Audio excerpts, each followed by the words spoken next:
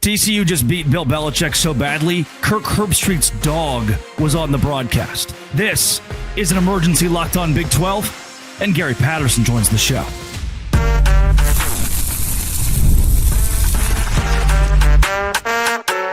You are Locked On Big 12, your daily podcast on the Big 12 Conference, part of the Locked On Podcast Network, your team every day. Happy Monday, everybody. Happy emergency Locked On Big 12. TCU, final score of 48-14 over North Carolina. This is Locked On Big 12. I'm Drake Toll from America's #1 Big 12 podcast, Locked On Big 12. That's the Hall of Famer, Gary Patterson, 22-time National Coach of the Year. And Coach, tonight, if you watched on ESPN, you may have heard Bill Belichick is the coach at North Carolina now. They really wanted you to know that point, but TCU shows out. They win it going away by 34 points. What did the Horned Frogs show the country this evening? Well, number one, you knew that TCU was going to use that to their advantage because they talked a lot about Coach Belichick. I think the biggest thing they did is they did whatever they wanted to do. I thought defensively, I was looking both sides of the ball, looking for them to be real physical compared to a year ago, and they were. Play with, it seemed like an older group of players as far as this team's concerned. Even after the first touchdown that they gave up, it didn't look like they panicked, did anything else. It was just business as usual, and that's what you want from your team. Do you feel like TCU, and I don't want to say the Horned Frogs lost any moxie or didn't have moxie, but they didn't get the exposure coming into this game that North Carolina did. Is this a TCU team that can play incensed the rest of the season based off of this? Well, I think reality always is somewhere in the middle. I think they have an off week, then they have Abilene Christian, and then they have really a tough two-game. They have SMU here in Fort Worth, and then they have to go play on a Friday at Arizona State. I think you'll find out really exactly they can control their own destiny. That gets them in a situation. Grow up next week, play a 1AA, a lower Division I school, and then get an opportunity then to play an SMU team, which is always a rival. They have to come to Fort Worth, and then Arizona State that played, got in the playoffs last year. And so I think that'll say a lot about where TCU is in 2025. 10 first downs tonight for North Carolina, 1 for 10 on third down, 222 total yards. The defense of TCU, that first scripted drive for North Carolina goes perfectly. And then after that, it was all Horned Frogs. You texted in the middle of the night, though, and said, look, there are still some things that TCU can clean up. Do you think we are close to seeing Final Form TCU, or is this a squad that you see has still a much higher ceiling than what we got? Well, yeah, I think they have plenty of a higher ceiling. I think the biggest thing for them is a year ago they struggled against the run, and they did a great job against that tonight. Again, I think on both sides of the ball, they controlled the line of scrimmage. Last year, they really played the pass well. They struggled against the run. I think Coach Dyke said it.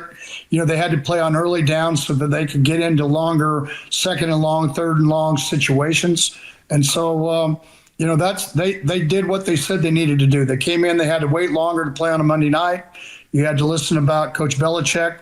You remember what I said on our show, college football kickoff, that it was all going to be all TCU, just being in fairness to Coach Belichick, 70 new players, a whole new staff, coordinators, everything going on. It's just, that's a tough deal going against a team that won 9 games and a team that's built some history over the last 25 years. They've been there. They understand. You got a veteran quarterback coming back. So that's just hard. That's just hard to overcome.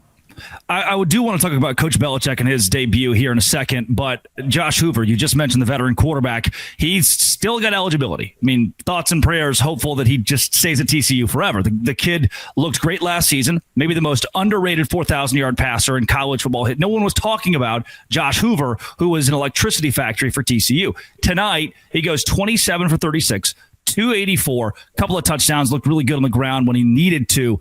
Is Josh Hoover the most underrated quarterback in the nation?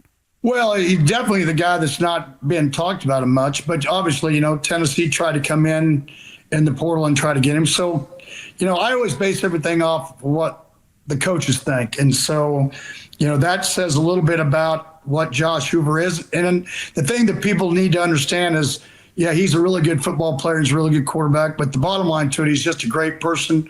Again, he chose not to take the NIL, chose not to take the portal and stay at TCU. And that makes a difference in the program. If you have a guy that's your leader that wants to stay around and wants to make sure he takes care of the Horned Frogs and Fort Worth. And really, that's what people don't understand. They go together. TCU and Fort Worth go together.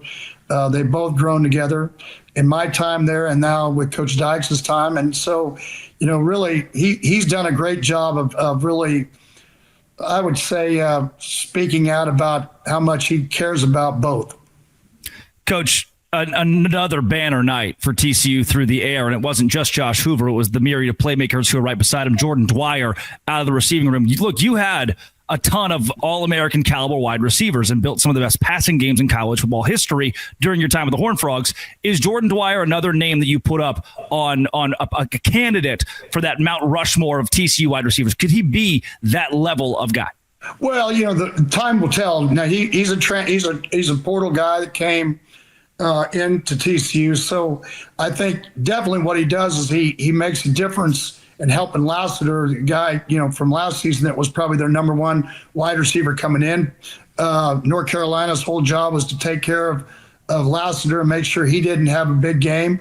And so you need to have another guy and a tight end or some inside receiver that's going to be able to make a difference. And if you can run the ball like they were able to run the ball tonight, then it really is really hard to defend, for the simple reason you can't double team and do things if you have to add an extra guy to the run game up front. And so those are the kind of things that happen to North Carolina. And, there'll be a lot of teaching experiences on both sides of the ball for them tomorrow when they watch film.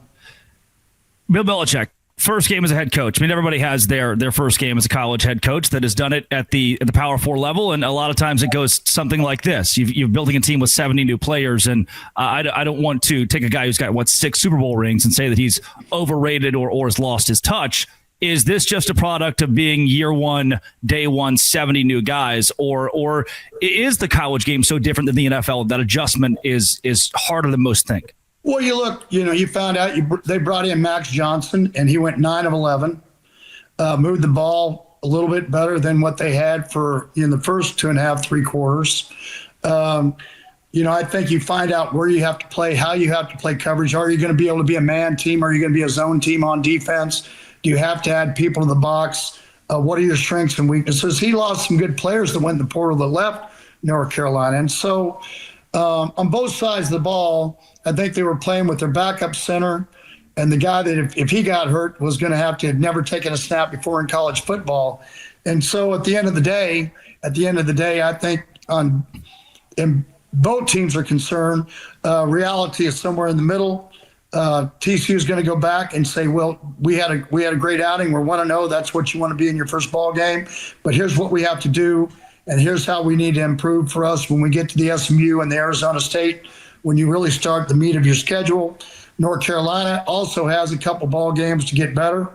And I think they'll go in, they'll watch the film, they'll start putting people where they need to put them, as far as moving people around so they can mature and they can become the best team they can going forward in their, in Coach Belichick's first year in the ACC.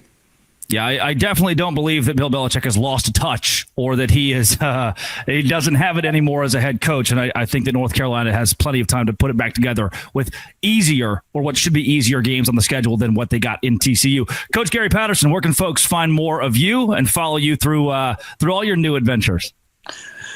Well, I'm looking forward to it. What you got that at FB Coach P? That's Twitter, right?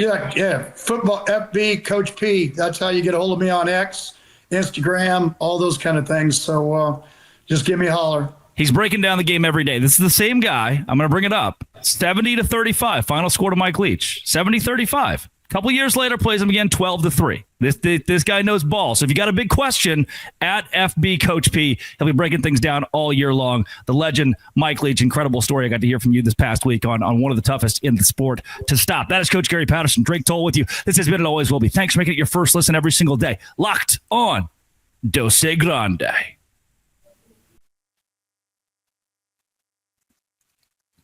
Today's show is brought to you by The Game Cap. The Game Cap is exactly where I have gone to find real deal vintage hats that are legit. Quick question for college football fans. Remember the 80s, the 90s? What hat would you be wearing? I said, yeah, what hat? For me, it's The Game. Use my code LOCKEDON. Get your favorite 80s and 90s style hat from your favorite school at thegamecaps.com. Thegamecaps.com. Grab your team's classic bar or retro circle design. Use code all caps locked on for an exclusive discount and get it at $16.99. Just $16.99 for that vintage hat. Thegamecaps.com is exactly where you want to go. Visit the Game Caps. Do it today. Today's show is also brought to you by Game Time. Game Time is exactly how I go to see college football. I want to go in there, crack open a brew.